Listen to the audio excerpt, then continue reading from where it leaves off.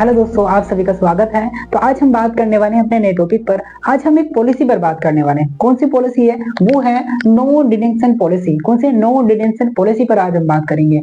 आखिर देखो, हम इस पर बात इसलिए कर रहे हैं क्योंकि अभी हाल ही में क्या हुआ है कि 23 दिसंबर 2024 को जो केंद्र गवर्नमेंट है उन्होंने कहा है कि 5 से लेकर 8वीं तक के बच्चों के लिए ये जो पॉलिसी है, नो डिटेंशन जो पॉलिसी है, उसको समाप्त कर दिया गया है। ठीक है ना। अब देखो, ये पॉलिसी क्या है इसको समझेंगे। ठीक है, यानी कि ये जो पॉलिसी ये क्या है इसको समझेंगे। ठीक है, आखिर ये पॉलिसी क्या है, फिर हम बात करेंगे इसकी आवश्यकता क्यों पड़ी थी, यानी कि आखिर गवर्नमेंट ने इसको अपनी एजुकेशन पॉलिसी के अंदर क्यों शामिल किया गया। साथ ही साथ देखेंगे इसके अंदर समस्या क्या है जिसके कारण क्या हुआ, यहाँ पर गवर्नमेंट इसको हटाने की बात कर रही है, इसको समाप्त करने की बात कर रही है। ठीक है ना। तो खबर क्या थी, मैंने आपको बताई है कि जो कक्षा 5 से लेकर 8वीं तक के जो बच्चे हैं उनके लिए इस जो पॉलिसी है नो डिटेंशन पॉलिसी को समाप्त कर दिया गया है। अब ये नो डिटेंशन पॉलिसी क्या है बिल्कुल हम समझने वाले हैं। ठीक है, और साथ ही साथ हम ये भी देखेंगे कि ये जो पॉलिसी है आखिर लाई क्यों गई थी, और हम देखेंगे इसकी समस्याएं क्या रही जिसके कारण इसको हटाने का मतलब की बात चल रही थी। अभी से नहीं, काफी टाइम से पहले इसकी क्या चल रही थी, इसको पॉलिसी को हटाने की बात चल रही थी। ठीक है, उस पर बात करेंगे।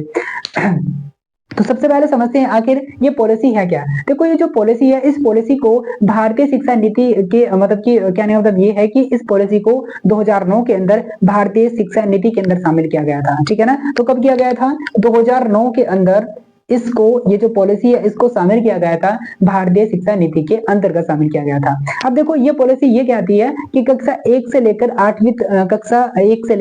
8वीं तक के जो बच्चे हैं, ठीक है, यदि वो अपनी परीक्षा के अंदर, अपनी क्लास के अंदर अच्छा परफॉर्मेंस नहीं कर पाते हैं, ठीक है, यानी कि अपनी जो परीक्षा दे रहे हैं उसके अंदर अच्छे अंक नहीं ला पाते हैं, उसके बावजूद भी उन बच्चों को फेल नहीं किया जाएगा, उन बच्चों को अगली क्लास में प्रमोट कर दिया जाएगा। ठीक है, फिर से बताता हूं एक बार, ये नीति ये कहती है कि कक्षा 1 से लेकर 8वीं तक के जो बच्चे हैं, कक्षा 1 से लेकर 8वीं तक के जो बच्चे हैं, अगर वो अपनी परीक्षाओं में, यानी कि जो उनकी वार्षिक परीक्षा होती है, यदि उनके अंदर वो अच्छा परफॉर्मेंस नहीं कर पा रहे हैं, अच्छे अंक नहीं ला पा रहे हैं, उसके बावजूद भी, यानी कि वो फेल होने की कगार पर है, उसके बावजूद भी उनको फेल नहीं किया जाएगा, उनको दूसरी कक्षा में, अगली कक्षा में प्रमोट कर दिया जाएगा। ये शिक्षा नीति कहती है, यानी कि फेल नहीं करना है, ये कहती है। लेकिन अब क्या है, अभी मैंने आपको बताया कि अब क्या हुआ है कि यहाँ पर शिक्षा मंत्रालय ने कहा है कि अब हम क्या कर रहे हैं, हम कक्षा 5 से लेकर 8वीं तक के जो बच्चे हैं उनके लिए इस पॉलिसी को हटाते हैं। अब ऐसा नहीं होगा कि कक्षा 5 का जो बच्चा है अगर वो अच्छा परफॉर्मेंस नहीं करता है तो उसको पास ही किया जाएगा, नहीं, उसको उसी क्लास में रोक दिया जाएगा।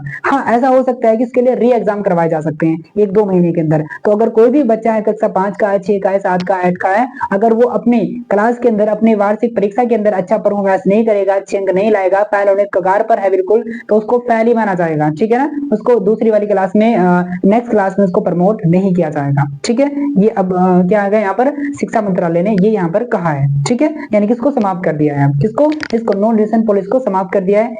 कौन से बच्चों के लिए? 5 से लेकर 8वीं क्लास के बच्चों के लिए। ठीक है, ये आपको ध्यान रखना है। तो ये पॉलिसी ये थी। तो ये हमने बात कर ली है। अब समझते हैं आखिर इसकी आवश्यकता क्यों पड़ती है, आखिर भारतीय गवर्नमेंट ने इसको अपनी शिक्षा नीति के अंदर शामिल क्यों किया गया।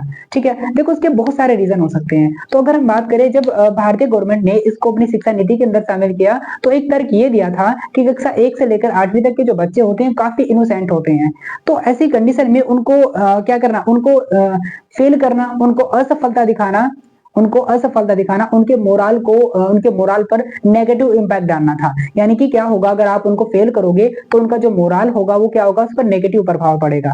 यानी कि कहने का मतलब ये है कि अगर आपने उनको फेल कर दिया तो उनके जो पढ़ने की इच्छा है उस पर नेगेटिव, यानी कि वो समाप्त हो जाएगी, पढ़ने की जो इच्छा है क्या हो जाएगी, समाप्त हो जाएगी। ठीक है, तो इस प्रकार के तर्क दिए जा रहे थे। और अगर आप और भी चीजें देखो तो क्या होता है कि कुछ बच्चे ऐसे होते हैं वो फेल हो जाने के डर से क्या होते हैं, मतलब पढ़ाई नहीं करते हैं। जैसे वो एक क्लास के अंदर फेल हो गए तो मतलब कि पढ़ाई छोड़ देंगे। ठीक है, कि हम तो फेल हो गए, पढ़ करके क्या है। तो इस चीजों को ध्यान में रखा कि अगर किसी बच्चे को स्टार्टिंग से ऐसा फेयर होगा, डर होगा, तो ऐसी कंडीशन में वो इस दौर से आगे कैसे निकल पाएगा। यानी कि जब उसको प्राथमिक शिक्षा ही नहीं मिल पाएगी तो फिर आगे चल करके वो इतना बेहतर नहीं कर पाएगा। तो इन चीजों को ध्यान में रखा गया, ठीक है। साथ ही साथ आपने देखा होगा कि कुछ बच्चों के पेरेंट्स ऐसे होते हैं कि अगर कोई बच्चा है वो फेल हो जाता है तो उसके पेरेंट्स सोचते हैं कि यार हमने कुछ खर्च किया इस पर और फेल होने से क्या हुआ, वो बेकार चला गया। तो ऐसी स्थिति में क्या करें, इसे कुछ काम ही सिखला दे। तो ऐसी चीजों को ध्यान में ऐसी चीजों को देख सामने आ रही थी, ठीक है। ऐसी चीजें क्या आ रही थी, सामने आ रही। तो इन चीजों की क्या पड़ी, यहाँ पर नीड्स पड़ी इस पॉलिसी की, तब जाकर के इस पॉलिसी को लाया गया। वैसे बहुत सारे रीजन इस पॉलिसी को लाने के, ठीक है ना, लेकिन हम थोड़े मेजर पर बात कर रहे हैं।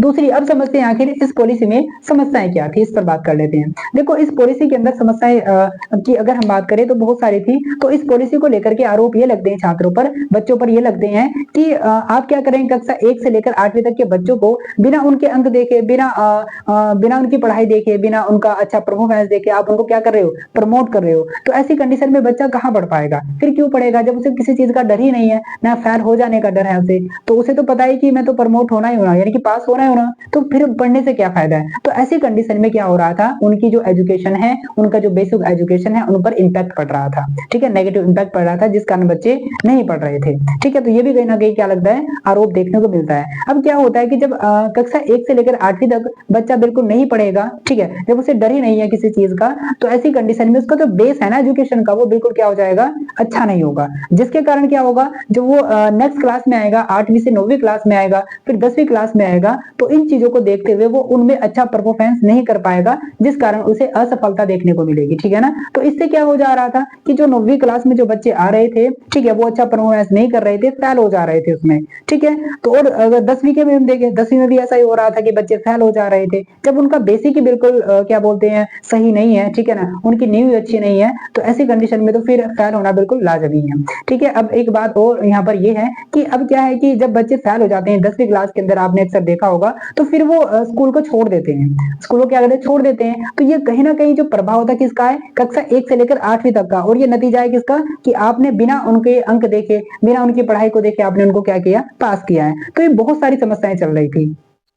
तो इन समस्याओं को ध्यान में रखते हुए अच्छे रिजल्ट नहीं आ पा रहे थे, ठीक है, बिल्कुल जो बेस है वो बिल्कुल बेकार हो जा रहा था। तो इन चीजों को ध्यान में रखते हुए यहाँ पर गवर्नमेंट ने सोचा कि क्यों ना इस पॉलिसी को क्या किया जाए, इस पॉलिसी में कुछ सुधार किया जाए, कुछ चेंज किया जाए। तो इसी चीजों को ध्यान में रखते हुए इस पॉलिसी को अभी हाल ही में क्या हुआ है, इसमें कुछ चेंज किया गया है। चेंज ये किया गया है कि कक्षा 5 से लेकर 8वीं तक के जो बच्चे हैं, अब उनके लिए इस पॉलिसी को क्या कर दिया गया है, समाप्त कर दिया गया है, ठीक है ना। कक्षा 5 से लेकर 8वीं तक के, अगर हम बात करें कक्षा 1 से लेकर 4 तक के जो बच्चे हैं, कक्षा 1 से लेकर 4 तक के बच्चों के ऊपर लागू रहेगी, यानी कि कक्षा 1 से लेकर 4 तक जो बच्चे हैं उन पर ये पॉलिसी लागू रहने का मतलब है उनको बिना किसी परफॉर्मेंस देखे उनको क्या किया जाएगा, प्रमोट किया जाएगा कक्षा 4 तक। लेकिन 5 के बाद ऐसा नहीं होने वाला है। अगर कोई बच्चा कक्षा 5 में फेल हो जाता है तो उसको फेल ही माना जाएगा, ठीक है। मैंने कहा कि उसको री एग्जाम दे सकता है 1-2 महीने के लिए, तो कोई बात नहीं है। अगर री एग्जाम में भी नहीं हो पाता है कुछ, तो उसको फेल ही माना जाएगा, ठीक है। तो आज हमने क्या किया, इस पॉलिसी पर बात की, और आशा करता हूं कि आपने पॉलिसी के आपको कुछ इससे सीखने को मिला होगा, ठीक है। तो मैंने इस पॉलिसी के सारे बिंदु तमाम मतलब मैंने बता दिए हैं, ठीक है।